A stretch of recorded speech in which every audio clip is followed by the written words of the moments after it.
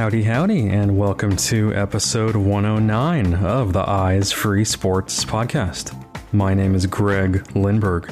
Here on episode 109, we are visiting with the captain of the U.S. men's national goalball team. And this young man is an absolute rock star on the goalball court, and just a great guy in general who is very insightful and has a lot of interesting anecdotes and stories to share about all of the tournaments he's competed in, including the Tokyo Paralympic Games. So why don't we go ahead and hit the goalball court now and get rolling toward episode 109 of the Eyes Free Sports podcast. All right, so my guest here on this episode of Eyes Free Sports is Calahan Young.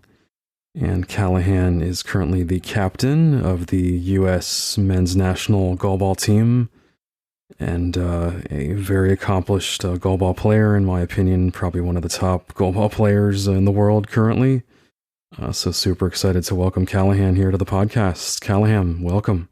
Thank you so much for having me. It's definitely an honor to be on the show. And, you had my girlfriend at the time, now fiance, on the show, Ileana Mason, last year. And so I got to listen to that. So I'm excited to be a part of this.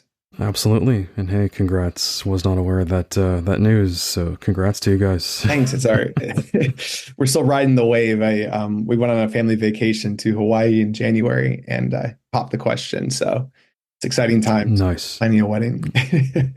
Oh yeah. And that's a cool place to pop that question too. So very cool. Alrighty, so why don't we just kick things off here just with your early years, Calahan, if I recall. Are you from like the Pittsburgh area? Yeah, so I grew up about 30 minutes outside of Pittsburgh in a city called Irwin. And I grew up there, and now since then, my mom had moved closer to downtown Pittsburgh. So we're like 5 minutes away, which is awesome because we get a little bit more of the city life on an easier basis. But yeah, I'm from the diehard Pittsburgh fan, and I love Pittsburgh. Nice. Yep. And then as far as your visual impairment, just talk to me about when you were diagnosed and your condition.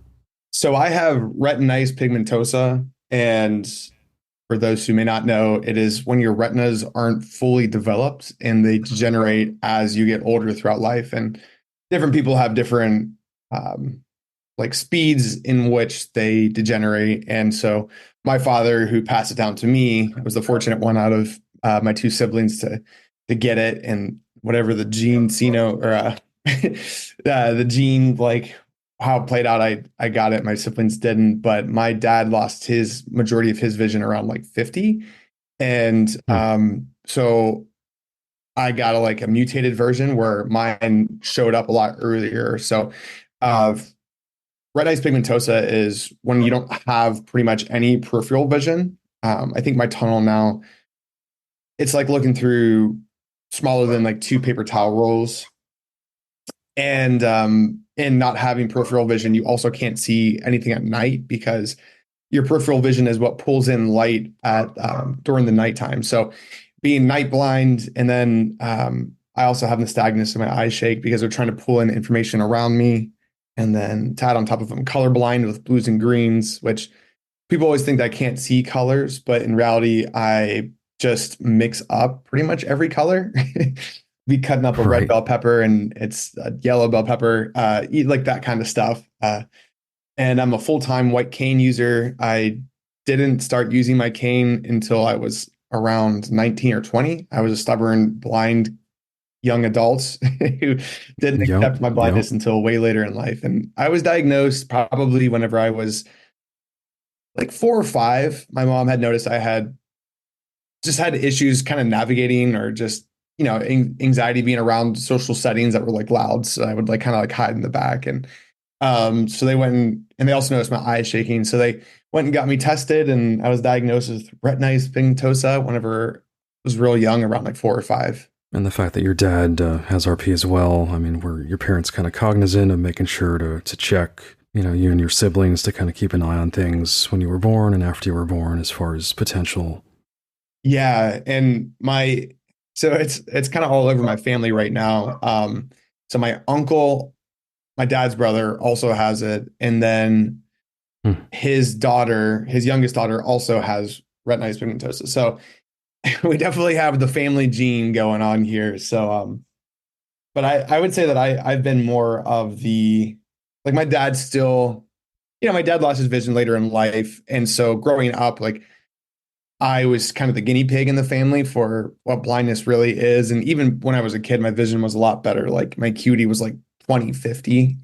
Now it's like 2200 Gotcha. on a good day. But so, like growing up, my vision, I was the blind one, but even still, like now compared to then, it's still like a guinea pig just because of I'm the super blind one now. Like Right. going to family events using my cane or just trying to navigate and people trying to understand like what do I need help with or. Yep. Yep. Makes sense. So in terms of education, were you pretty much mainstreamed in K through 12 school? Yeah, so I went to public school K through 12. I feel like I gained a lot of character in life by dealing with this like stereotypical like being bullied in high school for being blind, not being able to see, and I didn't accept my vision back then either, so I didn't have a cane or I was embarrassed by it, and so I kind of let that get the better of me during high school. But I always say it builds character now for me. So Right. So in a way, it kind of shaped you and kind of maybe gave you more confidence or exposed to more things than if you had gone to, say, a blind school, you think. yeah, just I mean, I think that it gave me the confidence that like, in all honesty, like the worst people are gonna do is stare and make a joke or here and there. Like, but it doesn't really matter, right? Like, uh, I feel like as you kind of adopt and get used to your blindness in life, it's easy to poke fun and just make a joke about it, right? Just because like if it's just serious about it 24/7, it gets too serious and it just gets overwhelming, I would say. So I definitely learned to kind of like make fun of my blindness. Or if I run into something, it's not like, I'm not mortified. It's more or less just like, well, ran into another sliding glass door that was locked. So Exactly. Yep. Yep. So then as far as sports go, talk to me about kind of when you first started playing sports and what sports you initially played as a kid. my family is giant into sports. My older brother played basketball pretty religiously. He was on travel teams, and so was my sister with soccer. She also did track and field, volleyball, and so my mom and dad, who played basketball and volleyball, and amongst other sports, we've all been very invested in the sport. So I got involved in when I was a young kid. I played baseball, and in my opinion, I was really good. I was starting third base. I could hit home runs. I had a lot better vision back then, which is probably evident by being able to hit a home run. And like, I mean, I feel like I played baseball up until middle school. So Hmm. my vision was just a lot better looking back. I don't think there's no chance I could catch a pop fly. and, uh, so like, um, I gotta say, playing baseball was my favorite sport that I ever played. And as I started to like, progressively lose more vision, my mom would do things like put a face mask on my helmet, which I was absolutely mortified because no other baseball player in that time had a face mask covering their helmet when they're batting. But my mom's rationale was she didn't want me to get hit in the face by a straight ball, which is totally fair when another 13-year-old kid is throwing a ball at you. Looking back at Right. it, but then I was mortified, and I think as I got older, I just could see less and less, and so I stopped playing. And in middle school, that's whenever I started to get more involved in school sports. I played football. I'd say I played football seventh, eighth, ninth, and 10th grade. I was never very good. It's hard to play. It's hard to play mainstream sports when you can't see anything. For sure. I was offensive and defensive line, and I didn't get the most playing time. Like I just couldn't see, right? Like I couldn't see an offensive line.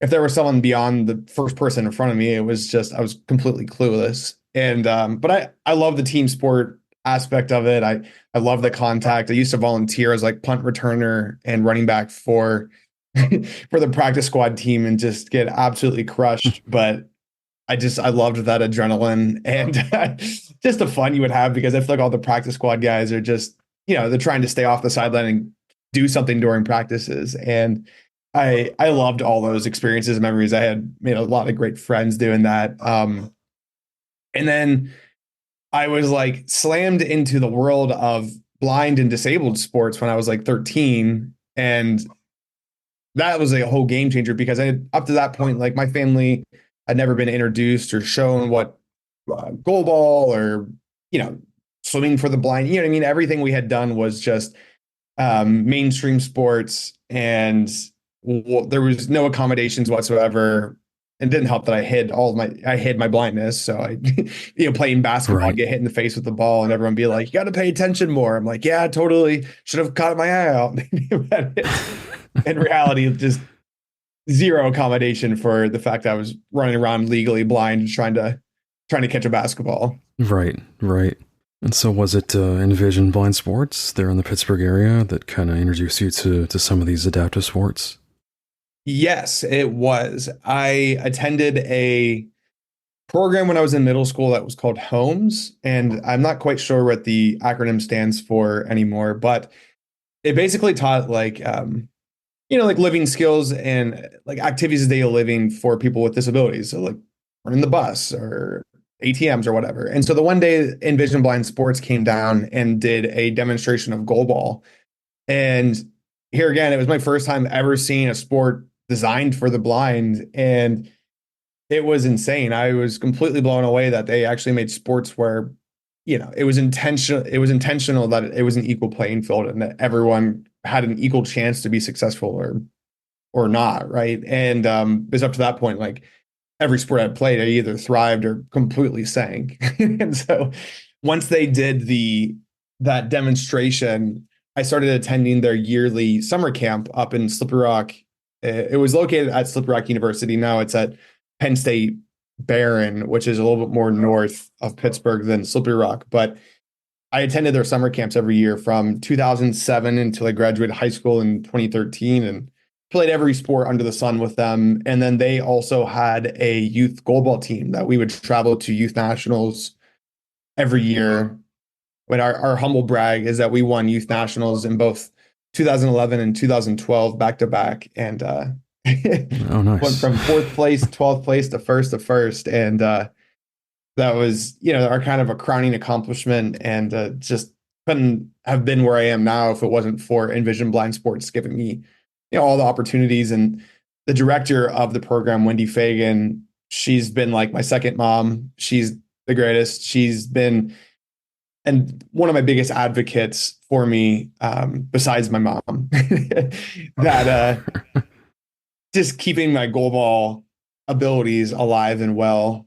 Yeah, I did have Wendy on this podcast recently as well, and she's a great lady, super passionate about helping people and just providing opportunities. So it's really neat that the two of you connected back then, and I think are still even friends to this day. Yeah, she's great. She's just so passionate about blind sports and getting people involved, and so I try to help out. Anytime I go back to Pittsburgh, I try to get involved with her programming that they have, or a fundraiser, or anything along those lines. Just, I like to try to give back and be present, and just try to help support an organization that has supported me my entire life. They supported, they couldn't have been more proud whenever I got selected and went to the Tokyo 2020 games, and just the nonstop support I've had throughout the years through the ups and downs. And Wendy holds no punches. If we sucked at a tournament, she'll text me and be like, wow, you guys did not do well. So. Wow. Very honest. It sounds like. Yeah, it is. It is. Or she is. Yeah. Yep. So just in terms of goalball, just talk to me about, if you can think back to, your first time on the court and just those initial times you got to play. What was it about this sport that really kind of drew you and got your mojo, pumping? Well, To be honest, the competitor that I am, I sucked whenever I first started playing. I mean, just like anything you do that's new, it's uncomfortable. It's hard to do, and so I sucked, and I wanted to quit immediately. I told my mom, I was Hmm. like, I'm not good at this. I don't think I ever will be. And we drove 2 hours to practice and 2 hours home every Sunday for, I don't know, 5, 6 years. And so my mom said, listen, if you quit, we get 4 hours back on our Sunday. But um, I forget what along the lines she said, but if we're driving to practice, you better get your butt up and, and try your hardest. So I feel like my hands were a little forced to keep on playing. And I'm so thankful that my mom motivated me to do that, because after I got through that initial phase of, wow, I'm awful, I started to appreciate, okay, I'm kind of decent. I'm kind of tall. I can cover ground. I started to get my throw. And then once you get that confidence, it's so hard to let go of it, because, it's just such a relief in life whenever you are, blind, low vision, whenever you can do something where you can just navigate on a court completely and compete in a sport where it's a completely equal playing field, and you're not just getting destroyed by people that can see and like run circles around you. So I mean, that confidence was, I still get that sense of overwhelming, like, I love this, trying to compete, and I hate losing, but whenever in the midst of competition and midst of games, like I still do think about that. Like, I love doing this and love being a part of this sport. Sure, sure, absolutely.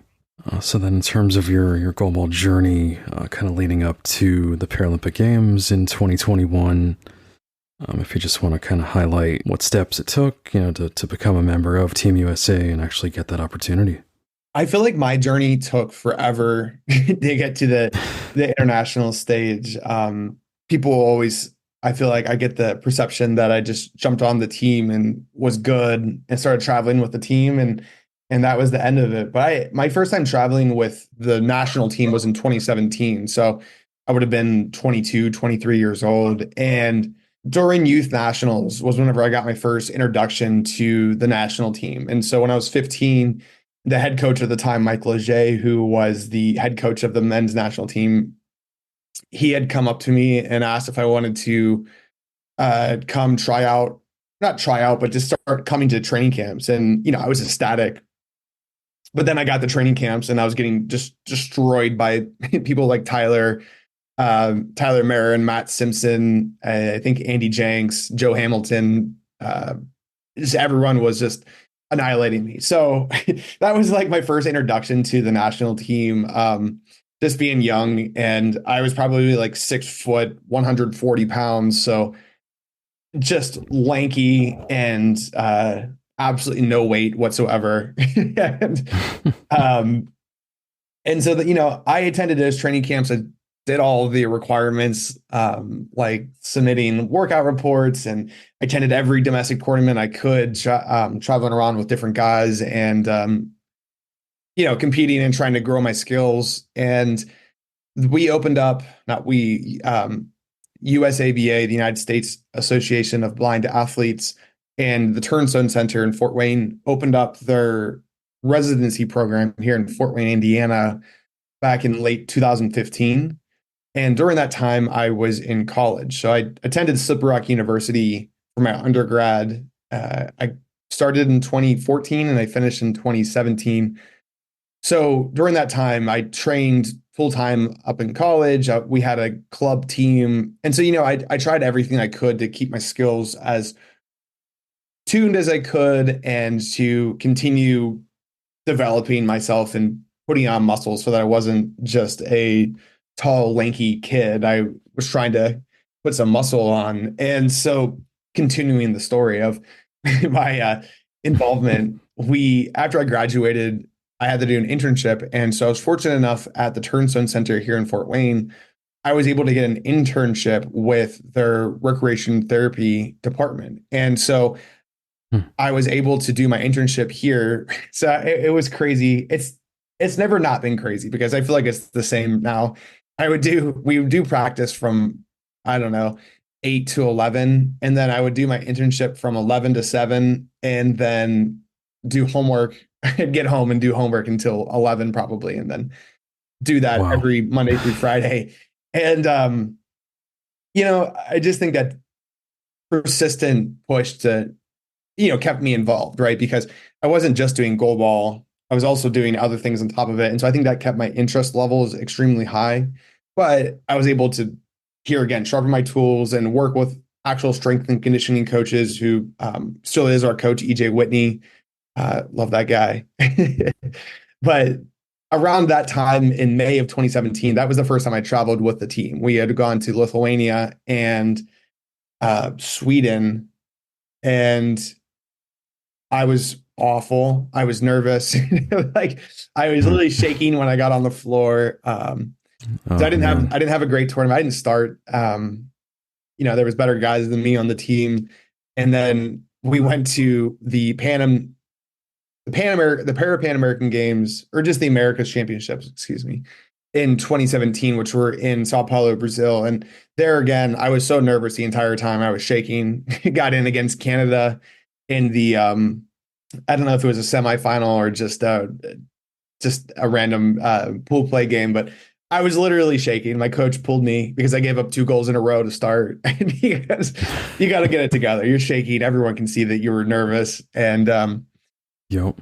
so it's funny just how much I've really developed since then. I was really able to focus on just my confidence and just keep progressing as a player, because in 2018 was the World Championships, and so I went into that as a starter, and I was actually a competitive player in the world, on the world stage. And so that was my first taste of, okay, this is what it can be like to be a starter, and these are the things I got to improve. And 2019, I think we literally just worked on improving. Qualifying for Tokyo was the biggest hurdle that we had to overcome, and we were able to do that in Peru.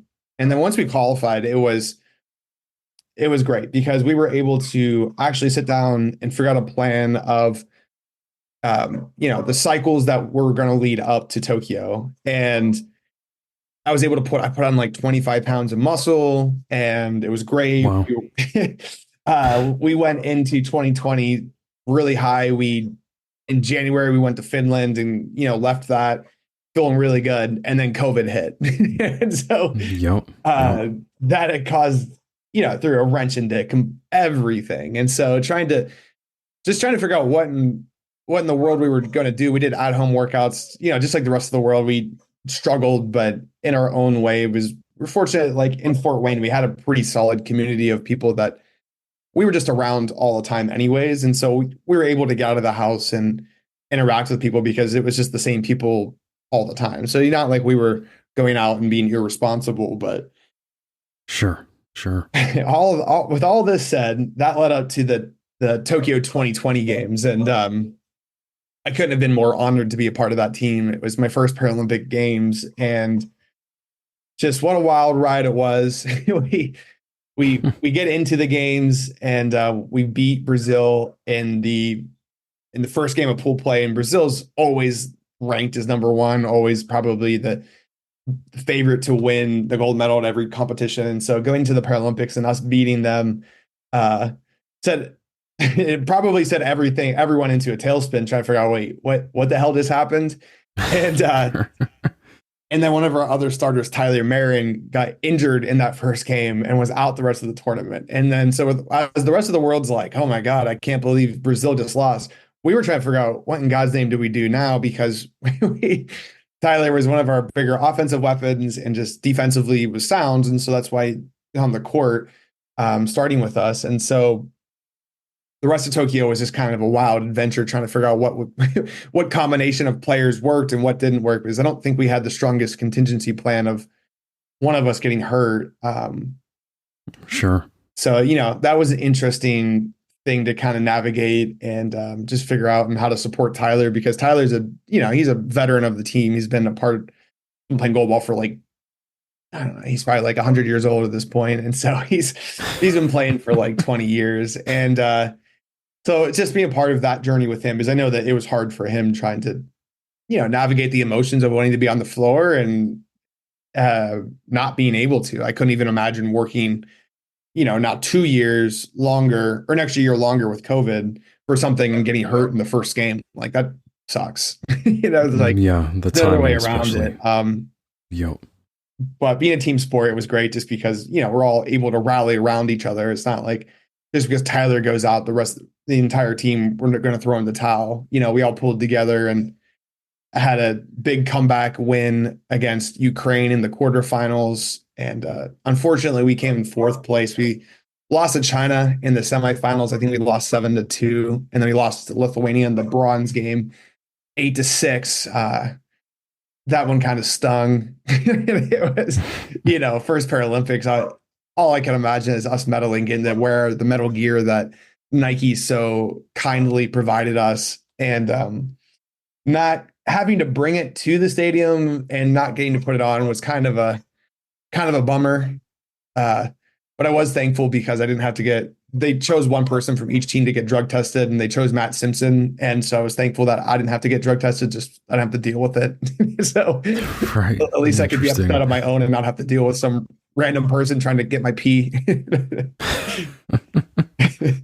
Yep. And I'm definitely curious about the restrictions. From what I recall, there were quite a few restrictions on assimilating with other teams and just the COVID restrictions that were involved. Yeah, it was interesting. It was cool to be, I don't know if cool is the right word. It was interesting to be part of it. Like at the dining halls, there was giant plexiglass barriers between each person left and right and separating the table in half. So that way, we were trying to talk. So we would talk like facing up towards the ceiling, which I feel like defeats the purpose of the plexiglass. And so, it's just like all of our germs are just going rapid fire up in the air. And we were instructed not to interact with any other country, which, sucked because you're in a village. There's like 30 buildings that are all apartments that are like 20 stories tall. And so it's hard to not interact with other countries, right? Because you're just constantly surrounded by them. The other teams are your friends. Like we're kind of close with Brazil, their coaches and our coaches and some of the players and us. And, it's just them as an example. It's hard to just not interact with them. I mean, we still kind of did, but just at a distance. But then leaving the village and coming back to the village was always a pain because you weren't allowed on a bus that wasn't like pre-scheduled for you. Like they had very strict, like they had a dude come on and count every time you came in, come out. And then when you came back into the village, you had to do a temperature check. And so it's just every single thing that you did took an extra, like, I don't know, 15 minutes. And then when on the bench, you had to wear your mask for some reason. We couldn't figure that one out because like in a warm-up room, we didn't have to wear it. And we weren't around anyone else on the bench. You're just around your team. So you had to have patches on, prepared to go into the game with your mask on.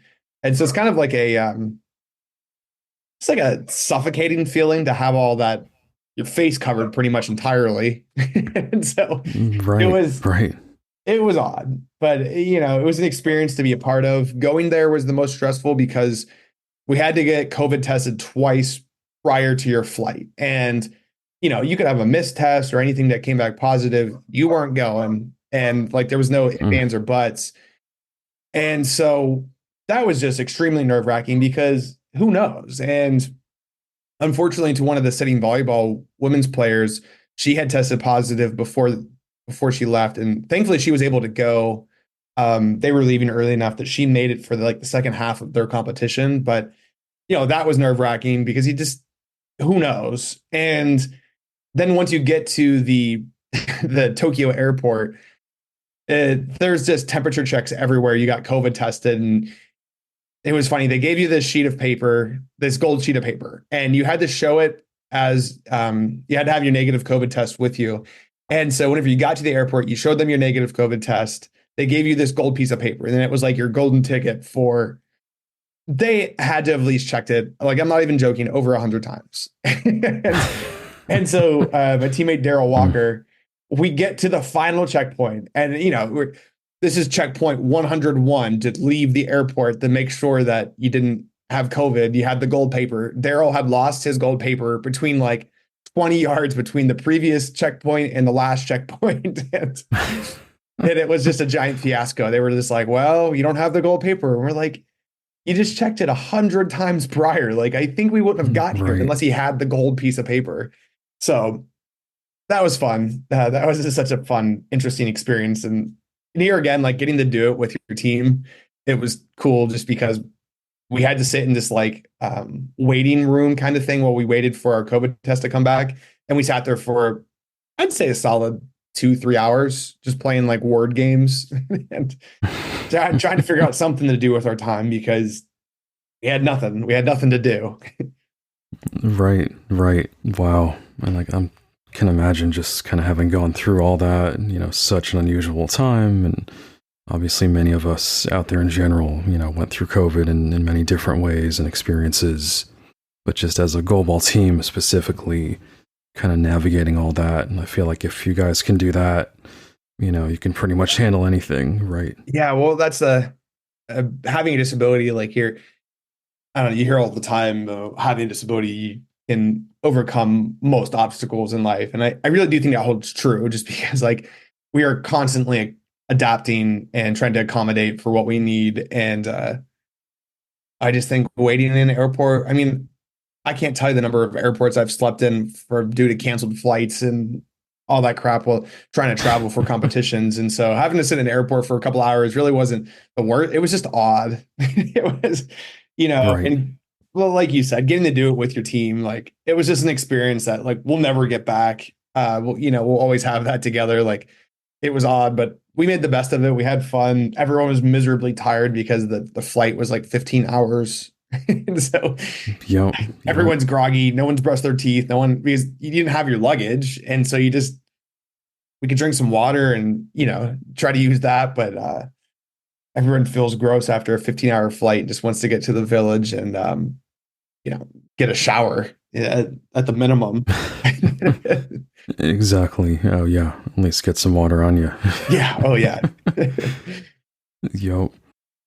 So then you did mention the fourth place finish, obviously missing the podium, by one shot there. What would you say you guys learned just in general, goalball specifically from that experience and kind of how you took that forward? I mean, the biggest thing for me was, just being more consistent with throwing. We made it a big point after England last year to not throw penalties. And I feel like obviously you shouldn't throw penalties, but if it's a lot easier said than done, right? Every sport, I think every team is trying to do less penalties and less infractions. And it's not easy, right? Like every team sport and every whatever, like people get penalties all the time and you're trying to cut down. And so that was one of the bigger things for me was I realized was I threw a ton of penalties, just trying to pump in a goal because I feel like sometimes we were sputtering, we couldn't get a goal in at all. And so I was trying to do anything I could to just pick up the energy and push it. And now a little bit more mature than I was then. I know, pushing things doesn't always make them, more likely to score or anything like that. I think being more strategic with what you're trying to do and just being consistent on what ball you're trying to throw, what area of the court you're trying to hit.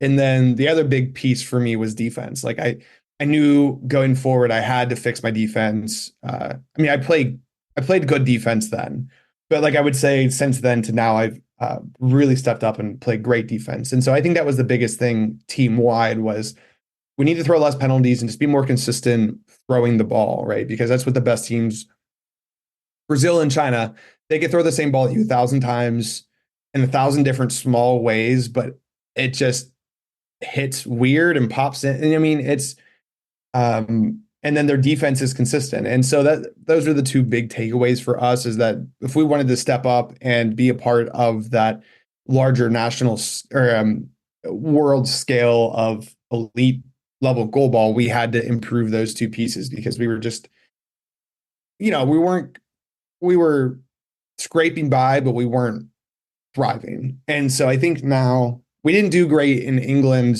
last year for the IBSA qualifier. And we had a good stretch in the middle, and then we started off really bad. So that set us up for, I think, failure for the rest of for the end of the tournament. But, we try to take every tournament as a learning experience. I think it hit way harder because it was the Paralympics. It was my first Paralympics. And I knew the level of support that I've had from my family and all my friends and all that. So it's disappointing on one front of, we didn't medal, and there's a whole slew of things that come with medaling, right? There's medal money. There's the prestige of being a Paralympic medalist. And it's just rough. It was hard to have like a dream I've had since I kid kind of just snatched away from me in a matter of 24 minutes of gameplay. So kind of stung. It kind of stung a little bit. Well, yeah, absolutely. And just, coming up that short, like you said, fourth place, and basically one win away, essentially, right? Exactly. We had to win either the semi or the bronze game to be a Paralympic medalist. And, the cards didn't fall in our favor. And I mean, it's just sports, right? Like you can only control what you can control. And, we didn't do the things on our side that we needed to do to be successful. Sure. Hey, I appreciate the honesty and transparency. So then transitioning on to the Pan American Games in Chile this past fall. And so I believe is that where you guys actually did then qualify for Paris officially? Yeah, that was an exciting, I mean, it's such an exhilarating feeling to qualify for the Paralympics, because this quad, first off, it's condensed. It's only a 3-year quad because of Tokyo getting postponed. And then on top of that, they shrank the number of teams down on the men's and women's sides down to 8 for each division, the men's and women's. And so qualifying was just that much harder around the world, right? Like it went from, okay, second place or third place of the World Championships qualifies, and the top 2 teams from the IBSA qualifier qualify, and then 1 from each region, to now just the top 2 at the World Championships and number 1 at the IBSA qualifier, and then 1 from each region and the host country. And so we had the fortunate situation that Brazil had already qualified through the World Championships at our region. So we either had to win the competition to qualify or play Brazil in the finals. If we played Brazil in the finals, we qualified. And, just situationally, like the big scheme of things, we're trying to qualify for the Paralympics. And so we went into that gold medal game wanting to beat Brazil, and we didn't. We got mercied and left us very hungry to be better and to try to just figure out what we need to do to really be one of these teams around the world that people look at us and say, oh, wow, we have to play them. And we left Santiago very hungry, because at no point in my life have I ever left getting mercy and been like, wow, I'm okay with that. And I was pissed. I was irate after that game. And, I mean, it's embarrassing to get mercied, and Brazil has zero shame in mercying you, because that's who they are. They want to show you that they're the better team. And, that's fine. Like competitively, I would never be upset with that, but it sucks to be on the losing end. The other thing that was interesting about Santiago was our last training day, I got sick. I'd caught like a stomach bug or something from the water. We don't really know. I have no clue, but I got sick. And so the first few games I was pale as a ghost, and I had a hard time keeping my food down. And so that made things interesting, because you go into these competitions and, you prep for months and months and months, and, doing all the workouts and the trainings and dietary and, all of that good stuff. And then you get there, you're feeling great, and then you get sick. And it's just one little thing kind of just impacts the whole rest of the tournament. And so trying to get rehydrated because I was throwing up, that was a challenge. Trying to get food that wasn't just, I was eating rice just days on end, right? And trying to just reacclimate to just eating food. And so that was another piece that was really interesting for me, because I had never had some sort of adversity like that kind of come up while attending a an international tournament. So that definitely threw a wrench into all of my plans because it gets kind of took all the work I had done, and I had to quickly deviate and work with our dietitian and athletic trainer and everyone to make sure that I had a good plan to get hydrated and just be in a state that's ready to compete at all times and play a full 24-minute game. And we eventually got there, but it just kind of sucked at the beginning having to not being able to contribute in the way that I wanted to on the team and on the floor for my guys. Sure, absolutely. So transitioning, looking ahead to Paris, obviously you guys did qualify at the Pan American Games for the 2024 Paralympic Games in Paris. And so just talk to me about kind of your mindset going into, late August, early September when the games start and your preparation. I am ecstatic that we qualified. It's been my dream since I was a kid that once I learned about the Paralympics to be a part of the games. And Tokyo was great, don't get me wrong, but it was different. It wasn't a traditional games. It was weird. You couldn't interact with people. It was very isolating.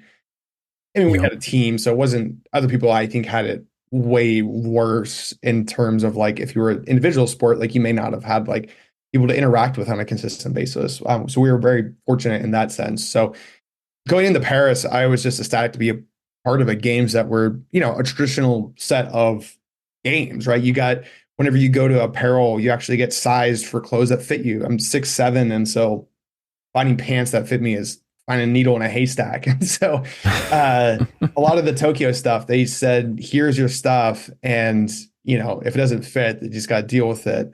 And, I'm blessed to have the opportunity to have gotten all that stuff, but it just kind of sucks because like a lot of the long sleeve stuff didn't fit, or none of the pants they gave me fit whatsoever. And so just that kind of stuff kind of sucked, but looking forward to Paris. I'm excited to do the whole process. And we keep seeing things get slowly leaked out of what Paris is going to be like. They just announced the medals. Every medal, gold, silver, and bronze, is going to have an original piece or a piece of the original Eiffel Tower as like the middle part of it. And It's awesome. Like how cool would that be to own an original part of the Eiffel Tower, medaling at the Paralympics, and opening ceremonies is going to be down the river in downtown Paris, going down.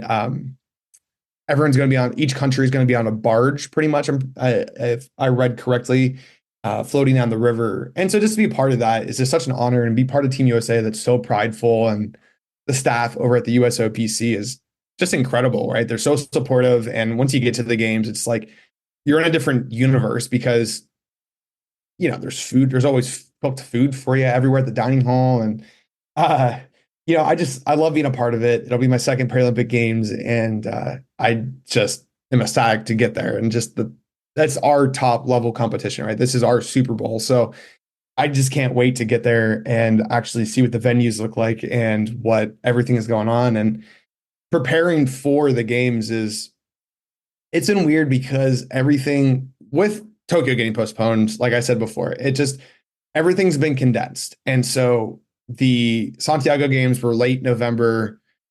I think we didn't get home until early December, maybe late November, but either way, we kind of took December off. I know a good handful of the guys didn't, including myself. I was still kind of getting back into strength from my back surgery in 2022. And so trying to regain some of that strength I had lost. And so I've been really on the grind since early December, because getting mercied in the gold medal game really kind of lit a fire under my ass to get going. I have a lot of room for improvement. And I knew that going into that game, and I left that game pissed, but extremely driven now that like I know what I need to do to be the best Calahan Young for USA men's goalball. And so it's a grind. I work full time right now. And so I work out. I leave my house around 7 to go work out. I usually leave the gym around 10, sprint back to my apartment, work from 10 to 6 or 10 to 7 or 8 or whenever, depending on what's going on.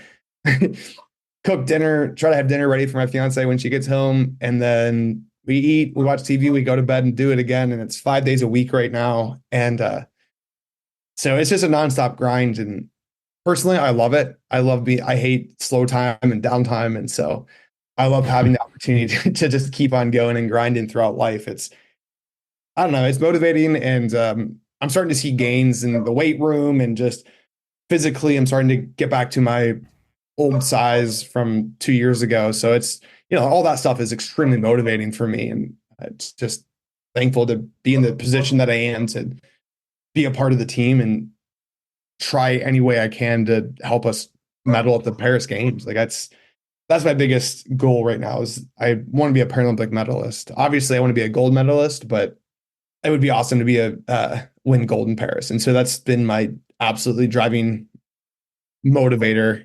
I feel like I have a ton of silver medals from the Pan American Games in Peru and Santiago, and just throughout my domestic. I have all my silver medals hanging up on my locker in my at our gym, kind of as a motivator. Oh, cool. To keep, I want to strive for that goal. I don't want to, I want to be second best. I want to train first best and push myself to be the best. So our coach always says, do you want to be good or do you want to be better? And as corny as it is, I love it because it's true, right? Like, I don't want to be good at goalball. I want to be better at goalball. So that way it leads you to being the best, right? And always having the mindset that there's always more you can do to improve or increase. Like, I don't know everything, and I don't try to act like I do. So that way, to having the open mindset to continuously grow. Exactly. Yep. Definitely well said. I know you did mention you are 6'7", definitely a tall dude. And I know you mentioned about like the clothes, maybe not fitting certain things. Any other challenges, either pros or cons, when it comes to that height? When it comes to playing goalball, tons of pros. I can, and I feel like my teammates get mad just because I can make a wrong read. So you're sitting there waiting for someone to throw a 3-pound ball at you at like 40 miles per hour, and you have less than a second to react. And that's real hard. It's not easy whatsoever. And trying to make a reaction of, where is this ball going? Is it going to be bouncy? Is it going to be on, a smooth ball? And so sometimes I can make a bad read, and I'm still tall enough that, it hits my size 15 feet, and I stop it. And, I'm very fortunate because it's just hard to be perfect whenever you're at that kind of stuff. And so I definitely had an advantage with that. And then with throwing, my arms are long, so I have a nice long lever to throw the ball. But I think in terms of just life, being tall sucks because finding clothes is hard. You can't find, like, finding pants is the hardest part. Like, I just can't find pants that fit. I wear a 38 inseam, and it's, I feel like most guys probably wear like a 32 inseam, 34 maybe. And I'm Right. 38 right now. And it's just a pain to find clothes that fit. Hoodies, I'm kind of good, but like sometimes you got to do like a 2XL. I'm not like big like a 2XL, but I'm long like a 2XL. And so sometimes it's hard to find clothes that are a little bit more fitting, that aren't extremely baggy, that are long enough. And so I definitely struggle with that. And then the other big struggle is you just hit your head on everything, right? Like, I've hit my head on exit signs before, and then adding in the fact I have no peripheral vision. I can't see anything, like getting on and off airplanes. Like, I feel like I hit the lip where the door is probably every single time. Like, Yep.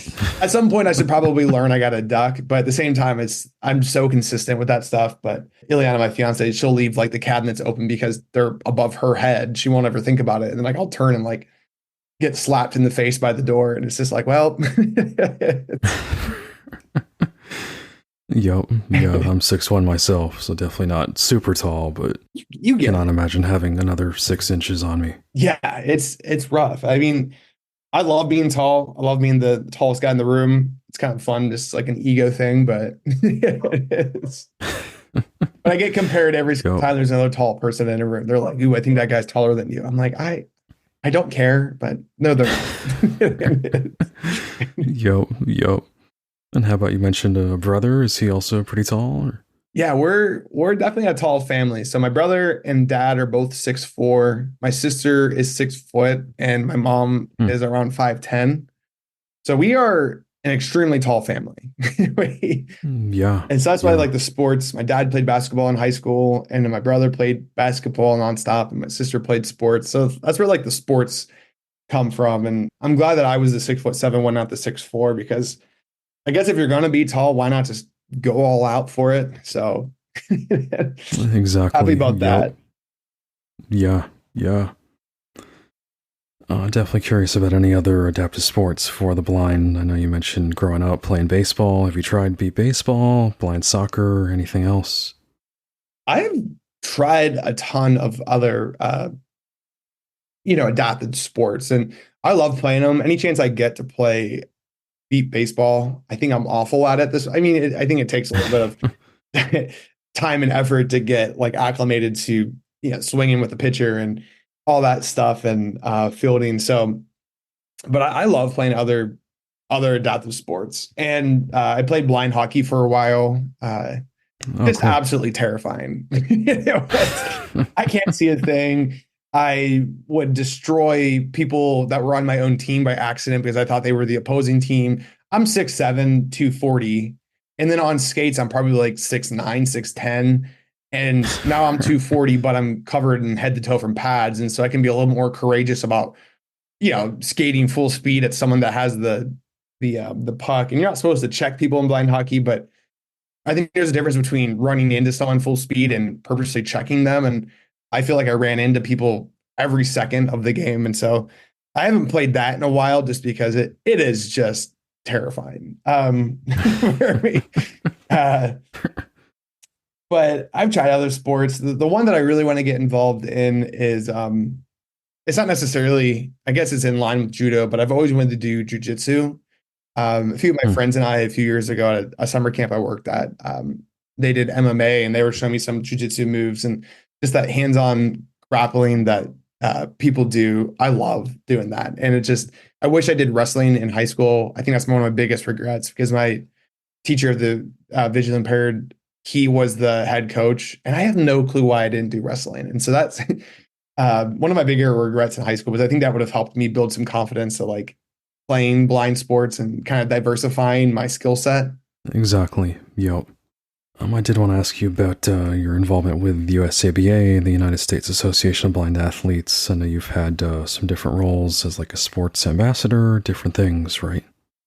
Yes. So I have been a sports ambassador for USABA for the past 2 years, and I applied to be one again this year. It's on a year-to-year basis. And so, it's great because I already do the things to represent the organization to the highest ability that I can. And so, I'm always making Instagram posts or social media posts, tagging them and including them in everything I do because they do support us so much. And being a part of the sports ambassador program, they try to get the ambassadors out to different events. And so like I've been out to San Diego San Diego to do an event.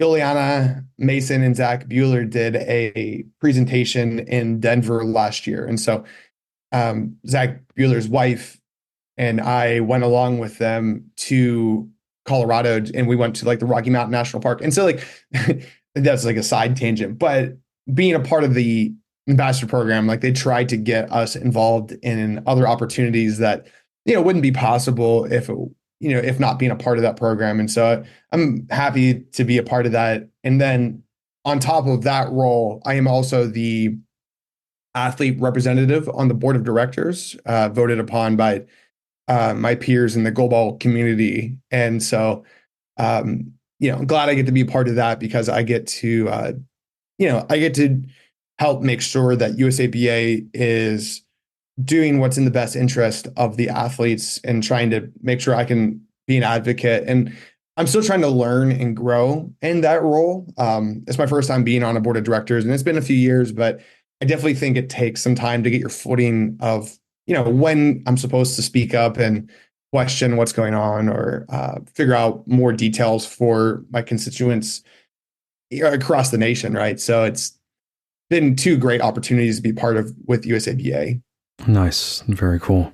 And then so to put a bow on this episode, I know you did mention Instagram, and just in terms of social media, how can people kind of find you, follow your journey? I try to do social media. I need to get back into the swing. I feel like during the holidays, I kind of fell off just because I did a ton of traveling in December and November. But if you want to follow me on Instagram, not if you want to, you should go follow me on Instagram. It's at Calahan Young is my handle on Instagram and on Facebook. Everything I post on Instagram goes on the Facebook. I also do on my Instagram. I haven't done it for a while, but I need to get back up on the I don't know a good saying, but I need to get back doing it. Is Cooking with Cal. I know my fans have been eagerly waiting for me to do another episode. It's just pretty much where I Instagram, put on my story, me cooking, sloppily taking videos of my messy workspace and all that. But it's fun because I always try new stuff.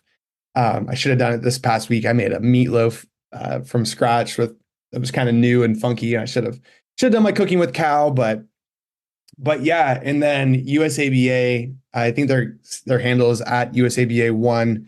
They also post a ton of content and to keep people updated on what's going on, what competitions we're attending, and yeah, I'd say those are the social media handles I'd say to go follow because there's a ton of great content. Awesome. And as usual, I'll definitely include those links in the show notes so people can easily find that info. Awesome. I appreciate that.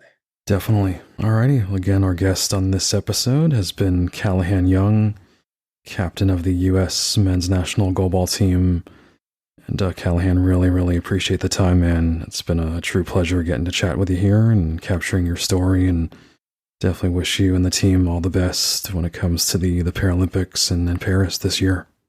Thank you so much. I really appreciate that. We are eager to get the season going and get some international ball. We travel into Berlin next month for our first international comp of the year. So definitely excited to get on the court and get the gears grinding. It's a Paralympic year where I know I'm excited. I think the rest of the guys are too. I don't want to speak for them. I would assume that they are, but I am ecstatic, and my work is supportive of me traveling, and so I couldn't be happier and thrilled to be in a better spot right now going into Paris. Excellent. Alrighty. Again, really appreciate the time, man. Thanks again. Yep, I appreciate it, Craig. Thanks.